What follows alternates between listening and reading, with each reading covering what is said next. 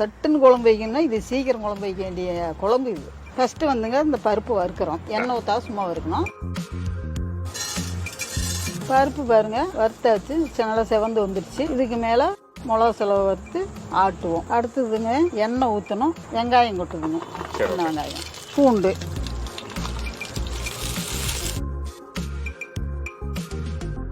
வணங்கியாச்சுங்க. பச்சை கருவேப்பிலை போடும். அடுத்தது வந்து மிளகு போடுறோம், பட்டை, இது லவங்கம், இதெல்லாம் இதை எடுத்துக்கலாங்க தனியாக. தக்காளி வணக்கணுங்க. அந்த எண்ணெய் சூடார அப்படியே வதங்கத்துக்கார இந்த மாதிரி வணங்கினா போதும். நல்லா நெய்ஸாக முதல்ல செலவு கொட்டி ஆட்டி தக்காளி போட்டு ஆட்டிட்டு வந்து சின்ன வெங்காயம் நறுக்கி சாம்பார் தாளிச்சேன். இந்த பட்டை, சோம்பு, லவங்கம், பூண்டு, சீரம் அதெல்லாம் வைக்கக்குள்ளைங்க அந்த மனம் கரிச்சாத்து குழம்பு மனம் வரும். கடலை எண்ணெய் ஊற்றுறேன்.